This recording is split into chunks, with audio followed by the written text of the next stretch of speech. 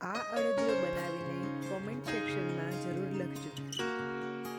Hello friends, આજે આપણે ચાસણી અને માવાની ઝંઝટ વગર સૌરાષ્ટ્ર સ્ટાઇલનો અડદિયો બનાવીશું. એની માટે મેં 500 ગ્રામ અડદનો લોટ લીધો છે જે કરકરો છે. ચણાનો મેં 50 ગ્રામ સાદો લોટ લીધો છે જે રેગ્યુલર યુઝમાં આપણે લેતા હોઈએ છીએ. 500 ગ્રામ મેં દેશી ગાયનું ઘી લીધું છે, તમે કોઈ પણ ઘી લઈ શકો છો. 500 ગ્રામ મેં દળેલી ખાંડ લીધી છે. એક અડધી વાટકી મેં ગરમ દૂધ લીધું છે જે ધાબો આપવા માટે. ગુંદર મેં 100 ગ્રામ લીધેલો છે. કાજુ બદામ મેં 150 ગ્રામ લીધેલા છે. ફ્રેશ ક્રીમ મેં અડધી ચમચી જેવું લીધું છે. જાવંત્રી અને એલચીના દાણા આપણે આપણા ટેસ્ટ પ્રમાણે યુઝ કરીશું. હવે ધાબો આપવા માટે જે આપણે અડધી વાટકી ગરમ દૂધ રાખ્યું હતું તેમાં મેં અડધી વાટકી ઘી, જે આ 500 ગ્રામ જે આપણે અલગથી કાઢેલું છે તેમાંથી જ આપણે વાપરવાનું છે, આપણે કોઈ અલગ ઘી લેવાનું નથી.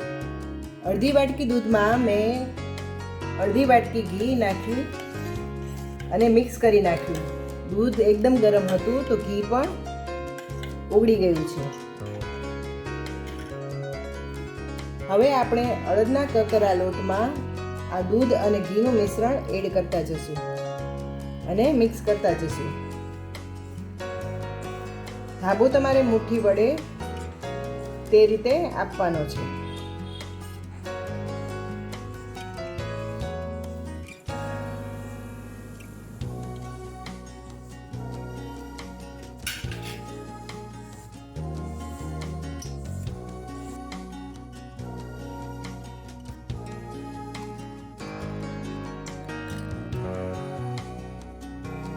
ફ્રેશ ક્રીમ રાખેલું હતું તે પણ આપણે એમાં એડ કરી દઈશું.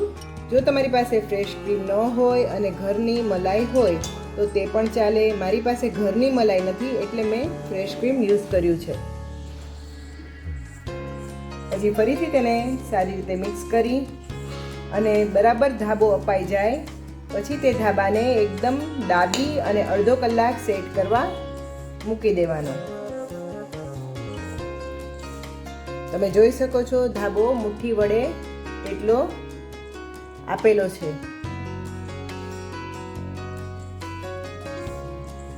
હવે આ ધાબાને આપણે દાબી અને સેટ કરવા મૂકી દઈશું.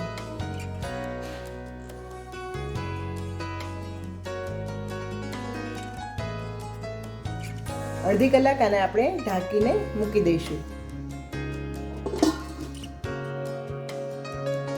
અડધો કલાક થઈ ગઈ છે, બરાબર સેટ થઈ ગયો છે. હવે આપણે તેને ચાળી નાખીશું. ચાળતી વખતે તમારે એ ધ્યાન રાખવાનું છે કે તમારે તેને દાબીને ચાળવાનો છે. દાબીને ચાળવાથી એની કળી ખૂબ જ મોટી પડે છે. આ રીતે તમારે એને દાબીને ચાળવાનું રહેશે.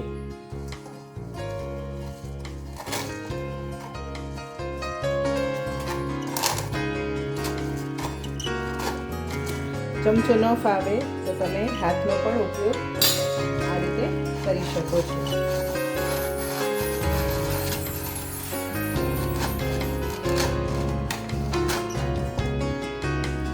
આ રીતે તમે જોઈ શકો છો કે કણી ખૂબ જ મોટી પડશે. આ રીતે હું બધો લોટ તૈયાર કરી નાખીશ. બધો જ લોટ ચડાઈને કણીવાળો રેડી થઈ ગયો છે. હવે આપણે આ લોટને શેકી નાખીશું.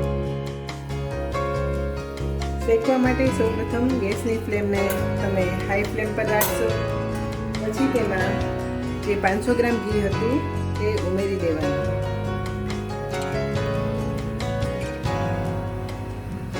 ઘીને એકદમ ગરમ થઈ જવા દેવાનું અને પછી તેમાં ગુંદ તળી લેવાનું. ઘી થઈ ગયું છે કે નહીં તે ચેક કરવા માટે આપણે 1-2 દાણા ગુંદરના ઘીમાં નાખશું. ગુંદ જો ઉપર આવી રીતે આવવા લાગે તો સમજવું કે ઘી થઈ ગયું છે. પછી ધીમે ધીમે કરી અને આપણે થોડો થોડો ગુંદર તળી અને કાઢતા જશું. તમારી પાસે આવું કોઈ વેસન ના હોય એલ્યુમિનિયમનું તો તમે કોઈ એલ્યુમિનિયમના લોયામાં તમે તળી શકો છો અથવા તો તમે અડદિયો બનાવી શકો છો.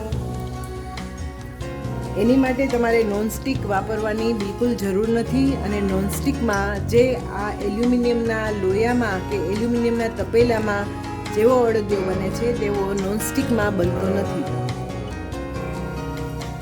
હવે આપણે થોડો ગુણ એડ કરતા જશું.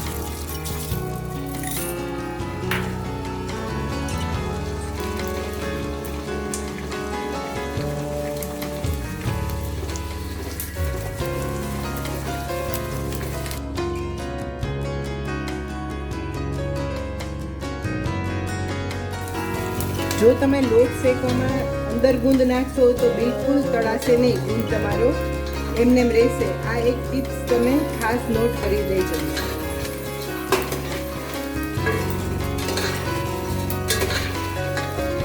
પછી ગુંદને આપણે એક વાસણમાં કાઢી લઈશું.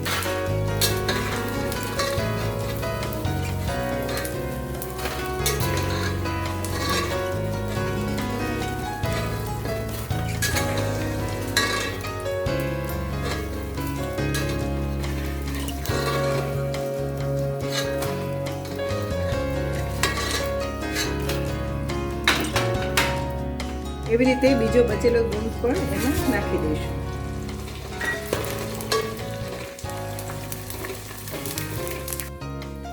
બધો ગુંદ તળાઈને રેડી થઈ ગયો છે.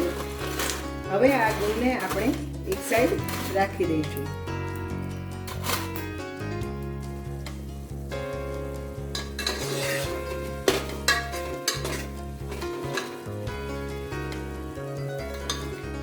ગરમ ઘીમાં અડદનો ધાબો આપેલો લોટ અંદર નાખી અને શેકવાનો. પછી જે આપણે 50 ગ્રામ જેટલો ચણાનો લોટ રાખેલો છે તે પણ આમાં એડ કરી દેવાનો રહેશે. તે પણ સરસ રીતે મિક્સ કરી દેવાનો. આને મીડિયમ હાઈ ઉપર શેકવાનો છે. ધીમા તાપે બિલકુલ નથી શેકવાનો. અને ગરમ ઘીમાં જ તમારે ધાબો દીધેલો લોટ નાખવાનો રહેશે. જો ગરમ ઘીમાં નહીં નાખો તો જે અડદિયામાં કણી પડવી જોઈએ તે કણી પડશે નહીં. આ પણ એક ટિપ્સ છે કે અડદિયો જ્યારે તમે બનાવો છો ત્યારે તેને એક જ રોટેશનમાં તમારે ચલાવવાનો છે. એને બિલકુલ ઊંધો ચલાવવાનો નથી. જે સાઈડ તમે પહેલેથી ચલાવો છો એ જ સાઈડ તમારે એને ચલાવવાનો રહેશે. અડદિયો ધીમે ધીમે શેકાવા લાગ્યો છે. અડદિયાનો કલર થોડો ચેન્જ થઈ ગયો છે. પણ આને થોડો વધારે તમારે લાલ કરવાનો રહેશે. કારણ કે ખાંડ નાખીએ પછી તેનો કલર પાછો લાઇટ થઈ જાય છે. એટલે આ થઈ ગયો છે લાલ, પણ હજી આપણે એને થોડો લાલ કરશું. અડદિયો શેકાવા આવ્યો છે. હવે જે મેં કાજુ બદામ 150 ગ્રામ રાખ્યા હતા તેને મેં આવા મોટા ટુકડામાં કટ કરી નાખ્યા છે. હવે જે આ અડદિયો શેકાય છે તેમાં આપણે નાખી દઈશું. એટલે તે પણ સરસ રીતે રોસ્ટ થઈ જાય.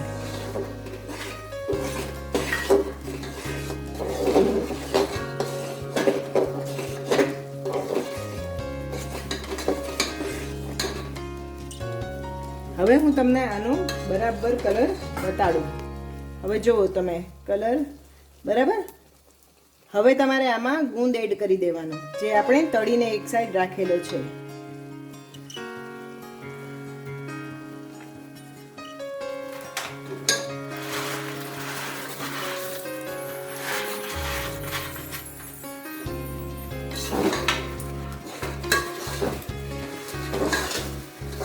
હજી તમારે 2 થી 3 મિનિટ સુધી આને ગેસ પર ચલાવવાનો છે. મીડિયમ હાઈ પર. ધીમો ગેસ કરવાનો નથી.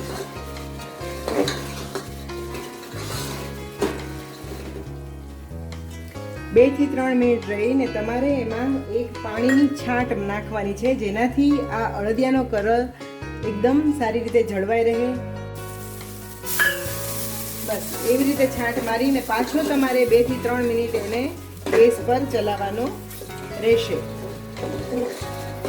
હવે બીજી 2-3 મિનિટ પછી આમાં તમારે 1 ચમચી દૂધ ઉમેરી દેવાનું.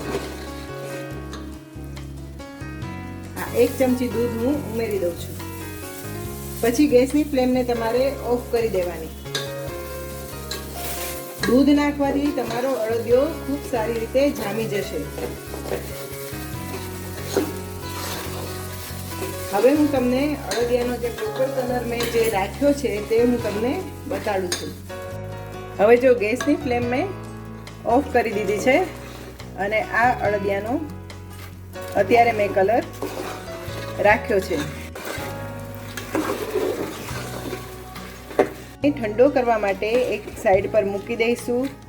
આ બિલકુલ ઠંડો થઈ જાય પછી જ આમાં તમારે દળેલી ખાંડ એડ કરવાની રહેશે.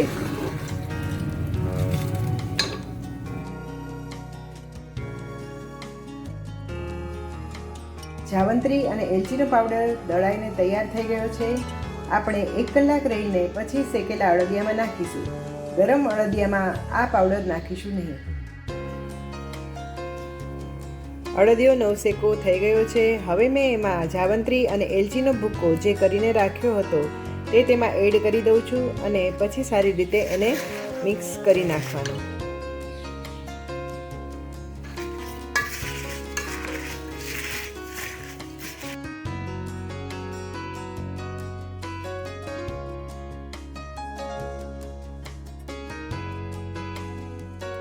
શેકેલો અડદનો લોટ બિલકુલ ઠંડો થઈ ગયો છે. હવે આપણે તેમાં દળેલી 500 ગ્રામ જે ખાંડ છે તે ભેળવી દઈશું. હવે આ 500 ગ્રામ ખાંડ આપણે તેમાં ભેળવી નાખશું.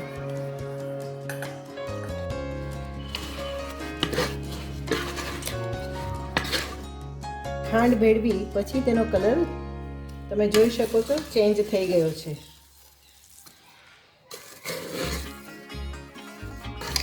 અળદિયાનો જે પ્રોપર કલર હોવો જોઈએ એ કલર આવી ગયો છે. હવે આપણે આના અળદિયા વાળીશું. ઘણા લોકોની ફરિયાદ એવી હોય છે કે અમે ખાંડ ભેળવીએ છીએ પછી અમારો અળદિયો ઢીલો થઈ જાય છે. જો તમે આ રીતથી બરાબર રીતે જોઈને કરશો તો તમારો અળદિયો બિલકુલ ઢીલો થશે નહીં. અને જો ઢીલો થઈ જાય તો પણ મૂંઝાશો નહીં. આપ એને થાળીમાં અથવા તો કોઈ ચોકીમાં ઢાળી દેશો તો આપોઆપ બીજે દિવસે તે જામી જશે. હવે આપણે એના અળદિયા વાળીએ. હવે અળદિયા બરાબર સરખા માપે થાય એટલે આપણે અળદિયાનો જે શેકેલો લોટ છે એ આપણે આના આ રીતનો ચમચો હોય તેનાથી માપીને લઈએ એટલે આપણા અળદિયા એક ધારા વળે.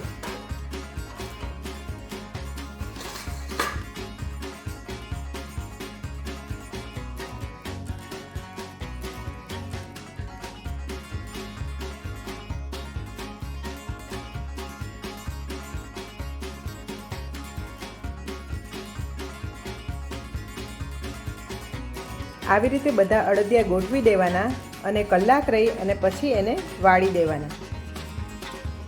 હવે જોઈ શકો છો થોડી વાર રહીને અળદિયા બરાબર સેટ થઈ ગયા છે. હવે આપણે એને વાળતા જઈએ. તમારે ખાલી આમ કરી અને પ્રેસ જ કરવાના છે. 5 આંગળીનો જ ઉપયોગ કરવાનો છે.